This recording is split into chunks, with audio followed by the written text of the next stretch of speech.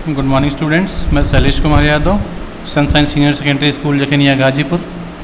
और स्टूडेंट्स मैं आपके सामने हूँ क्लास 11th का फिजिकल एजुकेशन लेके, और जिसमें हम आपका 3rd चैप्टर को रिवाइज कर रहे थे, physical fitness, wellness and life style.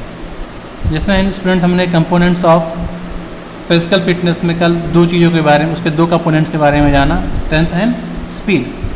तो आज स्टूडेंट्स हम जिन कंपोनेंट्स की बात करेंगे वो है हमारा endurance, flexibility and coordination ability. तो आइए आज स्टार्ट करते हैं, देखते हैं अपना आज पहला कंपोनेंट आज का इंड्योरेंस। ठीक, देखिए इंड्योरेंस का मतलब क्या होता है। इंड्योरेंस का मतलब होता है सहनशीलता कह सकते हैं, या मजबूती कह सकते हैं, स्थिरता कह सकते हैं, धैर्य कह सकते हैं। तो इंड्योरेंस का मतलब आपका जनरली सहन शक्ति कह सकते हैं।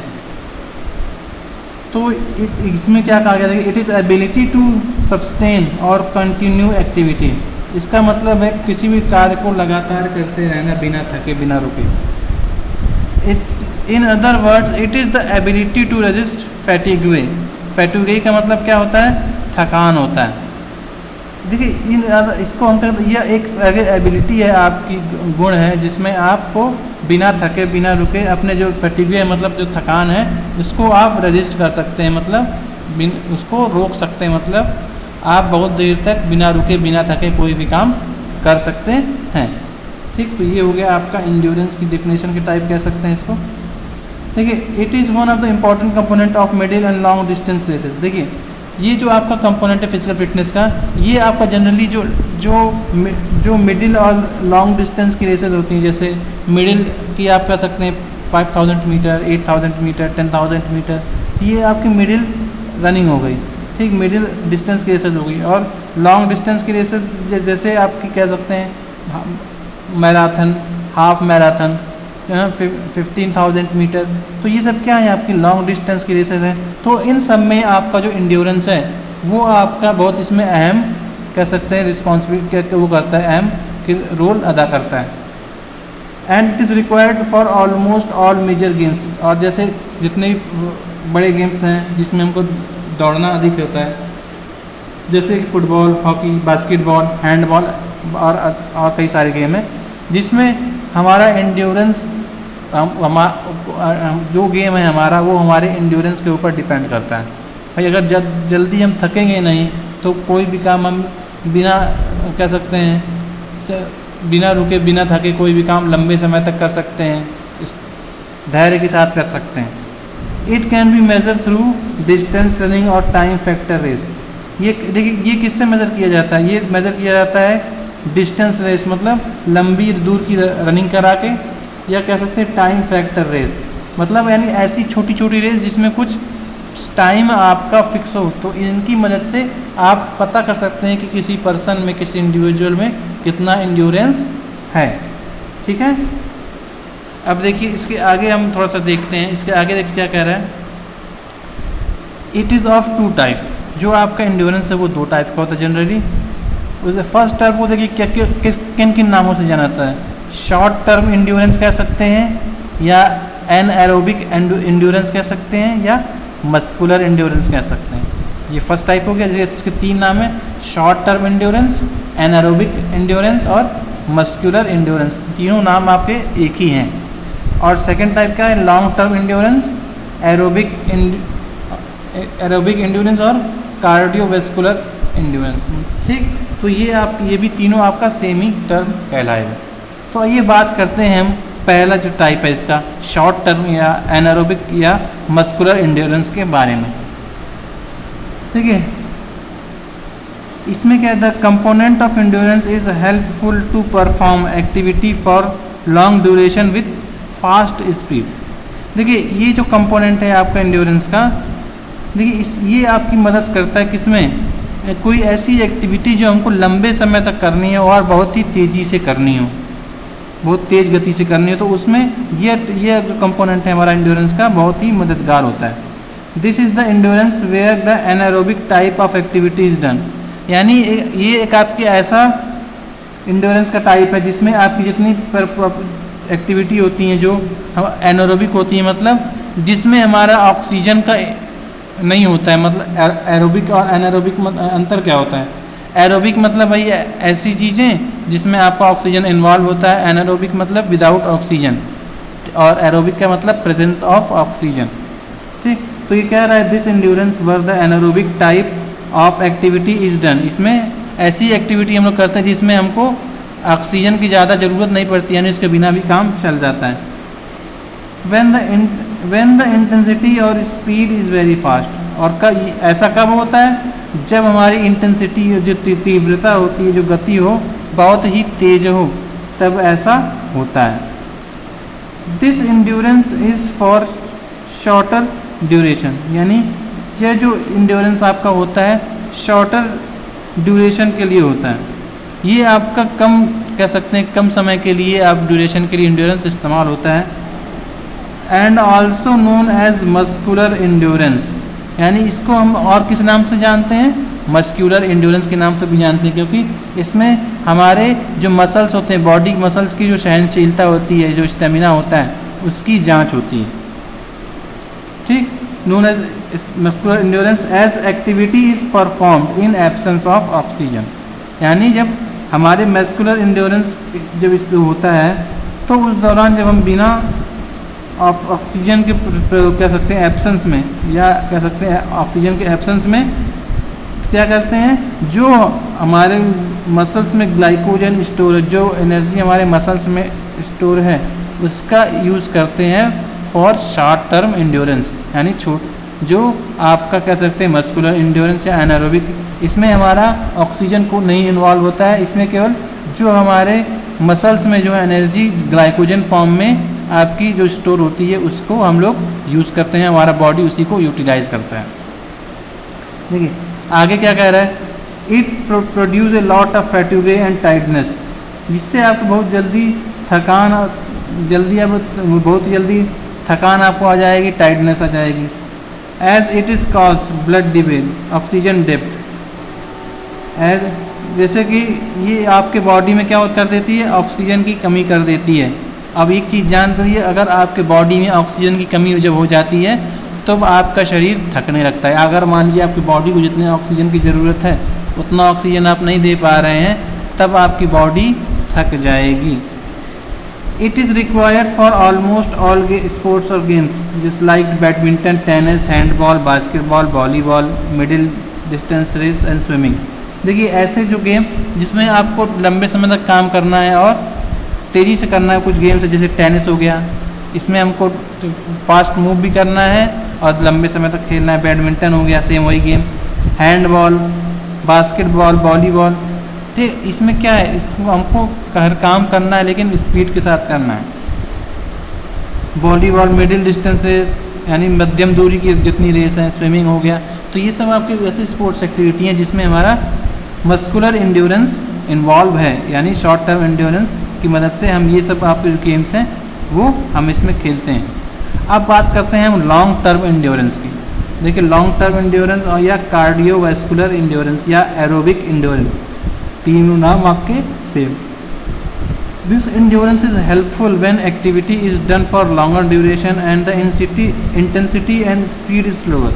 देखिए ये जो आपका जो इंड्योरेंस का जो पार्ट है ये उस आपके तब मदद करता है जब आप कोई वर्क कर रहे हैं एक लंबे समय के लिए, लेकिन इसकी इंटेंसिटी या कह सकते हैं इसकी स्पीड, उस वर्क की स्पीड जरूरी ये स्लो हो, मतलब कोई काम आप कर रहे हैं वो भी आपको लंबे समय तक करना है उसको, तो वैसे आप कह सकते हैं वैसे वर्क को करने के लिए आपका लॉन्ग टर्म इंड्योरेंस काम करता है।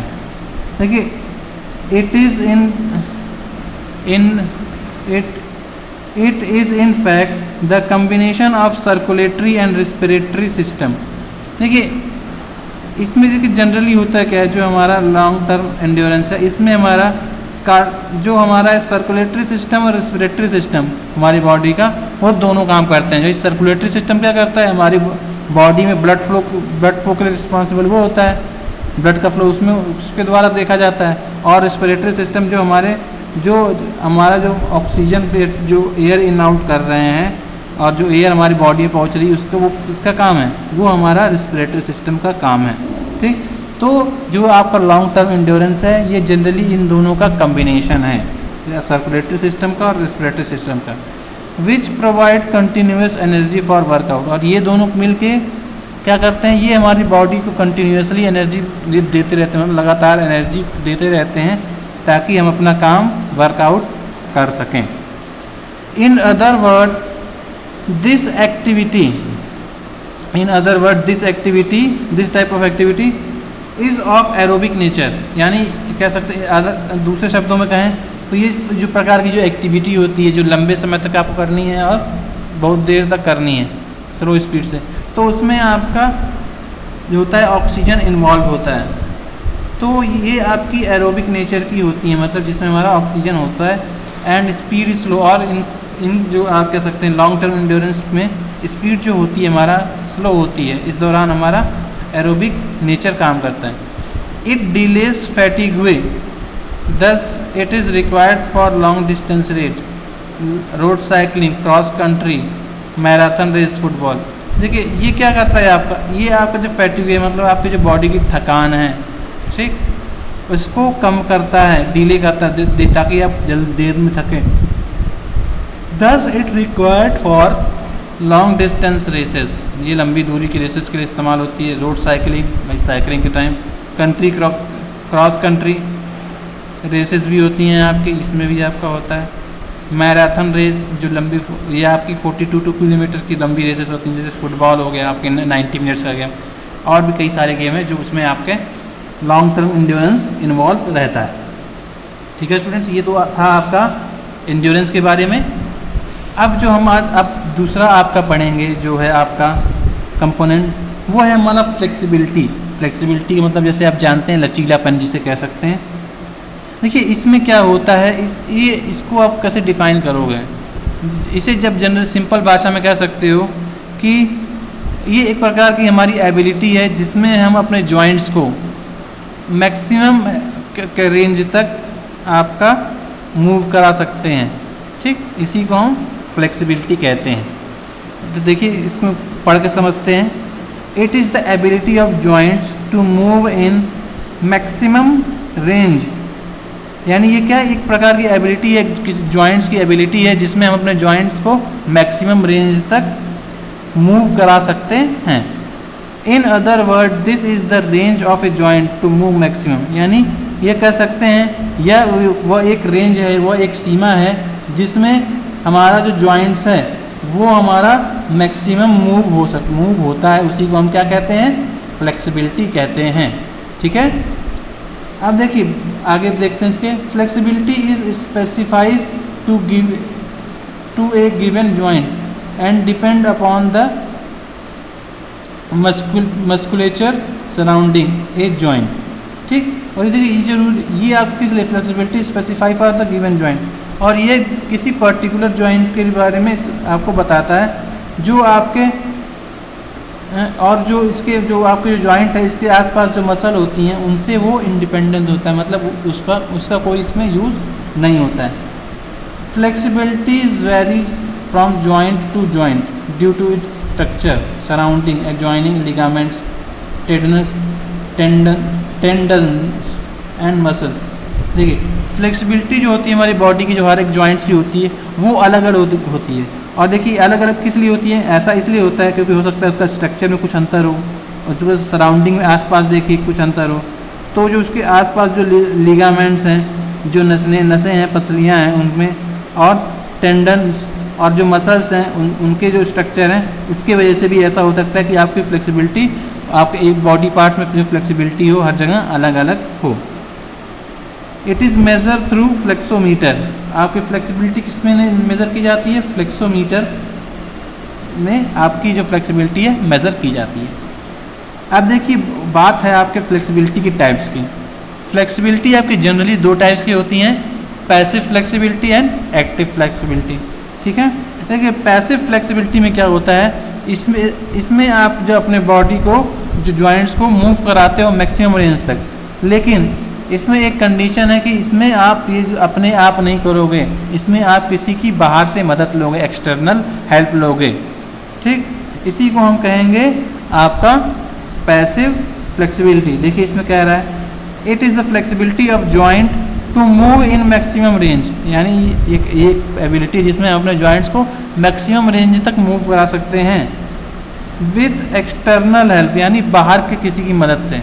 अब जैसे मान लीजिए हम स्पोर्ट्स के दौरान, कोई एक्टिविटी के दौरान स्ट्रेचिंग का एक्सरसाइज कर रहे हैं, तो अगर कोई हमारा पार्टनर है वो हमारी स्ट्रेचिंग में मदद करता है, वो हमारी बॉडी मूव कराने में मदद करता है, तो इस टाइप की आप फ्लेक्सिबिलिटी को पैसिव फ्लेक्सिबिलिटी बोलेंगे। ठीक, अगला है आपका एक्टिव फ्लेक्सिबिलिटी। ठीक, एक्टिव फ्लेक्सिबिलिटी देखिए इसमें क्या रहता है, इसमें जो आपका जितनी जो जॉइंट्स होते हैं उसको आप खुद ही मूवमेंट मैक्सिमम मूव कराते हैं बिना किसी एक्सटर्नल हेल्प के। इसको हम क्या कहेंगे, एक्टिव फ्लेक्सिबिलिटी। देखिए it is perform without external help, यानी यह बिना किसी बाहरी मदद के यह किया जाता है। और self movement of A part of maximum range, और इसमें हम अपने कह सकते हैं सेल्फ मूवमेंट है, मतलब खुद से ही अपने बॉडी पार्ट्स को मूव कराते हैं और उसको मैक्सिमम रेंज तक मूव कराने की कोशिश करते हैं। और अब बात करते हैं कि हमारा जो एक्टिव आपकी फ्लेक्सिबिलिटी होती है ये आपकी दो टाइप्स की होती हैं, इसकी भी दो टाइप्स हैं आपके। इसमें है फर्स्ट आपका है स्टैटिक फ्लेक्सिबिलिटी और सेकंड है आपका डायनेमिक फ्लेक्सिबिलिटी। ठीक, स्टैटिक फ्लेक्सिबिलिटी में देखिए क्या होता है, ये इसका मतलब यह है कि इसमें अपने जॉइंट्स को मूव कराते हैं विदाउट चेंजिंग पोजीशन, या कह सकते हैं या स्टेशनरी पोजीशन, यानी किसी एक स्थान पे बिना एक जगह पे खड़े होकर रुक के ही इसमें हम अपने जॉइंट्स को स्ट्रेच कर सकते हैं, मूवमेंट इसमें नहीं करना है। It is flexibility perform by from stationary position, यानी हमारी पोजीशन स्टेशनरी होनी चाहिए, मतलब एक ही जगह पे स्थिर होनी चाहिए, तब ये फ्लेक्सिबिलिटी, इस तरह की फ्लेक्सिबिलिटी को हम परफॉर्म कर सकते हैं। जैसे एग्जांपल के तौर पे देखिए चक्रासन, टो टचिंग, साइडवर्ड बेंडिंग। देखिए ठीक, जैसे चक्रासन करते हैं एक ही जगह पे, टो टचिंग कर दिए, अपने जो पैर छूने हैं ज़मीन पे झुक के आगे, साइडवर्ड बेंडिंग जो किनारे हम अपने बेंड होते हैं, इसी को हम, ये सब जो है आपके स्टैटिक फ्लेक्सिबिलिटी में आता है। अब देखिए बात है हमारे डायनेमिक फ्लेक्सिबिलिटी की, जो इसका सेकंड टाइप है एक्टिव फ्लेक्सिबिलिटी का। इस फ्लेक्सिबिलिटी में क्या होता है, हम अपने बॉडी को तो मूव कराते हैं मैक्सिमम रेंज तक, लेकिन इसके दौरान हमारी बॉडी जो है वो मोशन में भी रहती है, मूवमेंट में भी रहती है। ठीक, इसी को हम क्या कहेंगे, डायनेमिक फ्लेक्सिबिलिटी। देखिए इसमें क्या है, it is flexibility performed while in motion और मूवमेंट। देखिए यह फ्लेक्सिबिलिटी तब कर सकते हैं आप जब आपकी बॉडी मूवमेंट में हो या मोशन में हो, इसी को हम डायनेमिक फ्लेक्सिबिलिटी बोलेंगे। This is required for gymnast और डाइविंग। जो आपके जिम्नास्ट होते हैं वो आपके जनरली डायनेमिक फ्लेक्सिबिलिटी का एक अच्छा एग्जांपल है, क्योंकि उनको क्या करना है, अपने बॉडी को मैक्सिमम रेंज तक स्ट्रेच भी करना है और आपका अपने आप का जो डायरेक्शन है, अपनी बॉडी का डायरेक्शन हमेशा चेंज भी करते रहना।